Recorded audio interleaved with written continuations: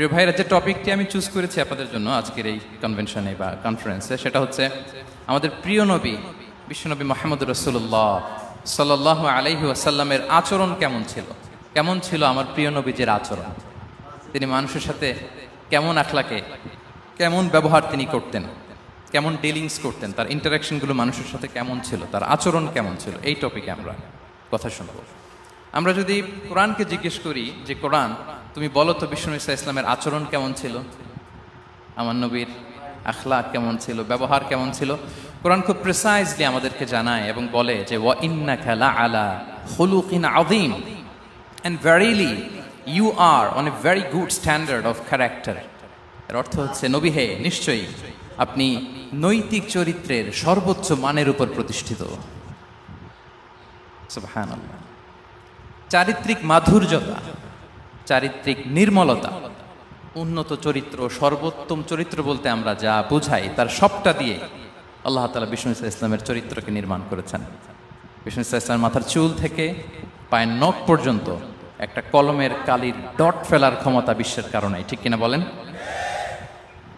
এজন্য আল্লাহ বলছেন ওয়া ইন্নাকা লাআলা খুলুকিন আযীম, নৈতিক চরিত্রের সর্বোচ্চ স্ট্যাটাস, সর্বোচ্চ মানে আপনি নবী হে প্রতিষ্ঠিত। এবং তিনি বলতেন ওয়া ইন্নামা বুইসতু লিউতাম্মিমা মাকারিমাল আখলাক, আমি উত্তম আচরণের পূর্ণতা দান করার জন্য এই পৃথিবীতে এসেছি, উত্তম চরিত্রের পূর্ণতা দিতে, চারিত্রিক পূর্ণতা দিতে, বিশ্ববাসীকে উত্তম চরিত্র শেখাবার জন্য এই পৃথিবীতে এসেছি।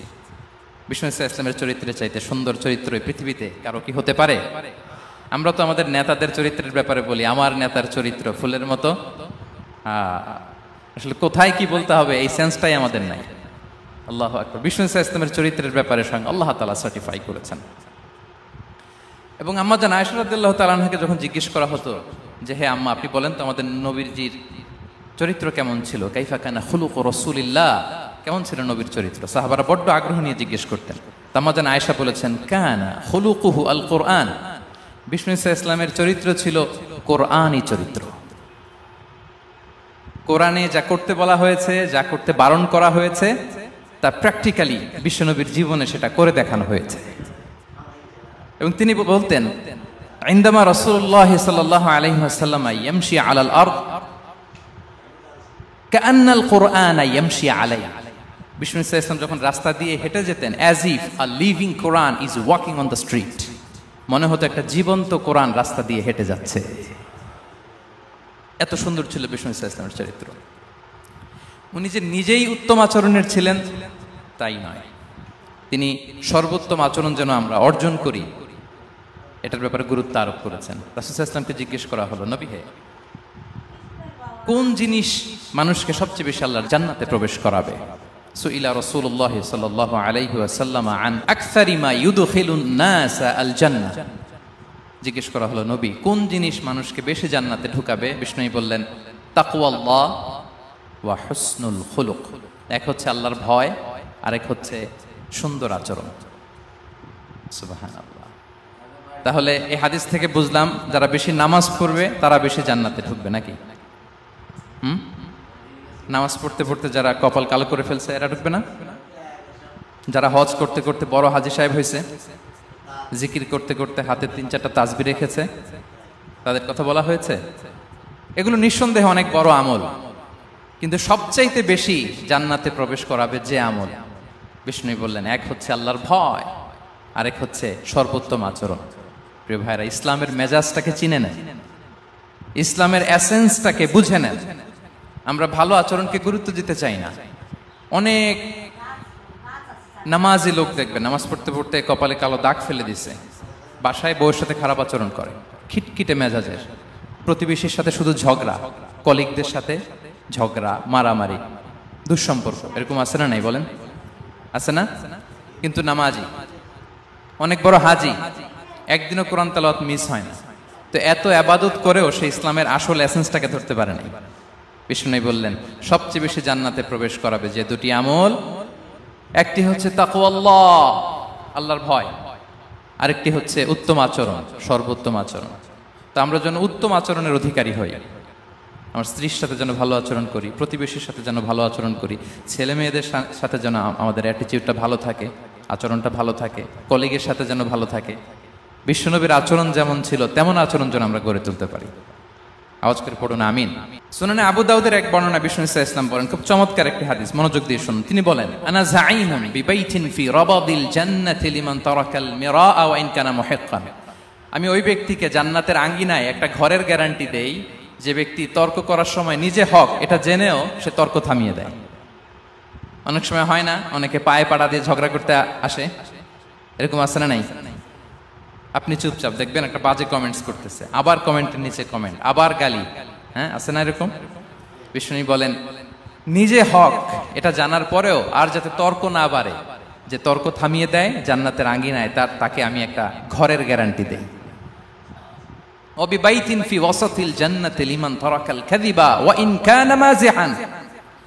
আর ওই ব্যক্তিকে আমি জান্নাতের মাঝখানে একটা ঘরের গ্যারান্টি দেই যে ব্যক্তি কৌতুক করার সময়ও মিথ্যা পরিহার করে। করতেছে কৌতুক, ফান করতেছে আর কি, হি ইজ কিডিং, ফান করে, কৌতুক করে, কিন্তু কৌতুকের সময়ও সে মিথ্যা বলে না। এই স্বভাব যাদের, তাদেরকে আমি জান্নাতের মাঝ বরাবর একটা ঘরের গ্যারান্টি দেই। এরপর বিষ্ণু কি বলে দেখেন, তিনি বলেন ওয়াবিবাইতিন ফি আ'লাল জান্নাতি লিমান হাসানা খুলুকাহ। আর জান্নাতের একেবারে হাইস্ট পিক অফ প্যারাডাইস, জান্নাতের সর্বোচ্চ স্তরে আমি একটা ঘর বা একটা বাসভবনের গ্যারান্টি ওই ব্যক্তিকে দেই যে তার আচরণটা সুন্দর করেছে, যে সুন্দর আচরণের অধিকারী হয়েছে, তাকে জান্নাতের হাইস্ট পিকে আমি একটা বাসভবনের গ্যারান্টি দেই। তাহলে বলেন তো আমাদের আচরণটা সুন্দর করার দরকার আছে না নাই? এটা খুব ছোটখাটো একটা আমল, তাই না? কথা বলেন দক্ষিণ কোরিয়া প্রবাসী ভাইরা, আওয়াজ করে বলেন এটা কি ছোট আমল? দেখলে সালাম দিব, সুন্দরভাবে কথা বলবো, ভালো উইশ করব, হ্যাঁ, হিংসা জিঘাংসা অহংকার থেকে মুক্ত থাকবো, খিটখিটে মেজাজের হব না, অলওয়েজ স্মাইলিং ফেস থাকবে আমার, হৃদ্যতাপূর্ণ আচরণ। এই কাজটা কি ছোট আমল? আওয়াজ করে বলেন এই আমলটা কি ছোট না বড়? প্রিয় ভাইরা, বিষ্ণু ইসলাম সবার সাথে এরকম মাধুর্যতাপূর্ণ আচরণ করতেন, ছোট থেকে বড়, নারী থেকে পুরুষ, বন্ধু থেকে শত্রু, সবার সাথে সুন্দর আচরণ করতেন। এবং তার এই চমৎকার আচরণে মুগ্ধ হয়ে তার অনেক শত্রু মুহূর্তে তার বন্ধুতে পরিণত হয়েছে। তাহলে আসুন আমরা দেখি আমাদের প্রিয় নবীজির আচরণ কেমন ছিল। শুরুতেই আমরা দেখি যে শিশুদের সাথে বিষ্ণু ইসলাম কেমন আচরণ করতেন, সেটা আমরা শুনব। আমরা যদি থ্রু দ্য লেন্স অফ সিরা অথবা through the lens of Sunnah lens দিয়ে, আমরা তো এক একজন এক এক লেন্স লাগাই, তো দেখবেন যে সুন্দর একটা গ্লাস পরলে যেটা যেই কালার ওইটা দেখা যায়, কিন্তু নীল গ্লাস পরলে গোটা দুনিয়াটা, লাল গ্লাস লাগালে দুনিয়াটা। এই জন্য কোরআনের লেন্স দিয়ে আমরা বিশ্ব দেখি। কোন লেন্স দিয়ে বিশ্ব দেখব?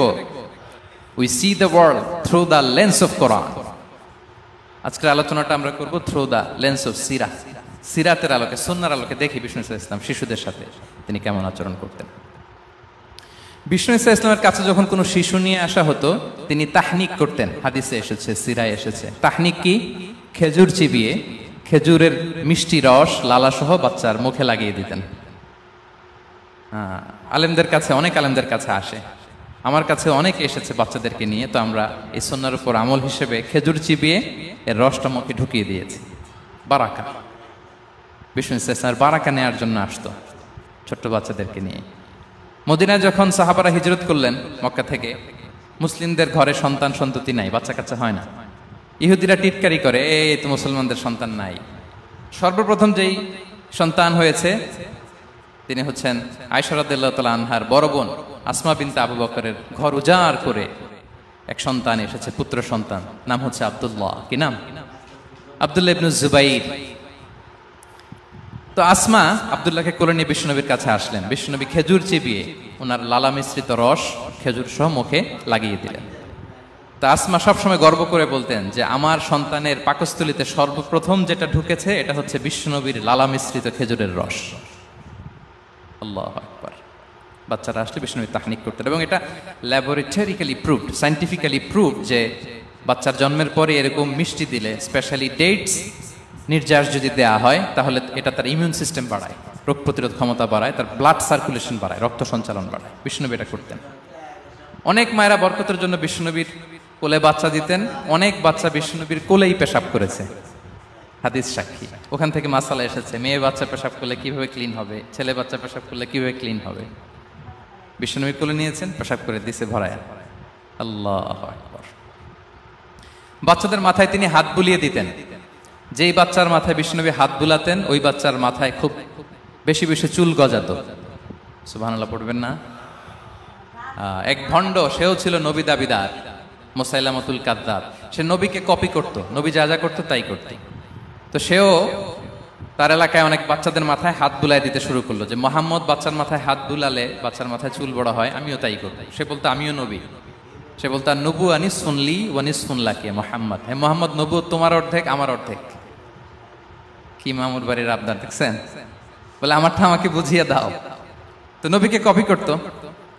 বিশ্বনবী কুয়ার মধ্যে লোনা পানির কুয়ায় থুতু ফেললে মুহূর্তে লোনা পানির কুয়া মিঠা পানির কুয়ায় পরিণত হতো।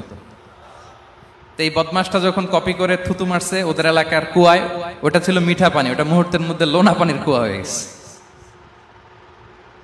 তো বিশ্বনবীকে কপি করে সে তার এলাকার নবজাতক বাচ্চাদের মাথায় যখন হাত বুলিয়ে দিতে শুরু করলো, পরবর্তীতে দেখা গেল ওই বাচ্চাগুলো আজীবন ছিল টাক মাথা। চুল বাড়বে তো দূরের কথা, এদের মাথায় চুলই ওঠে নাই। আল্লাহু আকবার, মুজিজাতুন নবী। তো বিশ্বনবী মাথায় হাত বুলিয়ে দিতেন, বাচ্চাদেরকে চুমু খেতেন। আপনারা বাচ্চাদেরকে কোলে নেবেন, আদর করবেন, চুমু খাবেন, বিশ্বনবীর সুন্নাহ এটা। বাচ্চাদের সালাম দিতেন। মাঝে মাঝে বাচ্চাদের সাথে মজা করতেন, তাদের সাথে খেলাধুলা করতেন। বাসার সময় পেলে এটা করবেন, ছেলেমেয়েদেরকে নিয়ে খেলতে নেমে যাবেন। শুধু বাচ্চাদের সাথে ফান করতেন এমন না, ভুল দেখলে শুধরে দিতেন।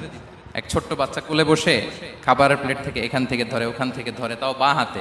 বিশ্বনবী বললেন, ইয়া গোলাম সাম্মিল্লাহ, বিসমিল্লাহ বলো। কুলবি ইয়ামিনিক, বাঁ হাতে নয় ডান হাতে খাও। ওয়া কুল মিম্মা ইয়ালিক, আর এদিক সেদিক থেকে নয়, তোমার সামনে যেটা আছে ওইটা খাও। সুবহানাল্লাহ, শুধরে দিতেন।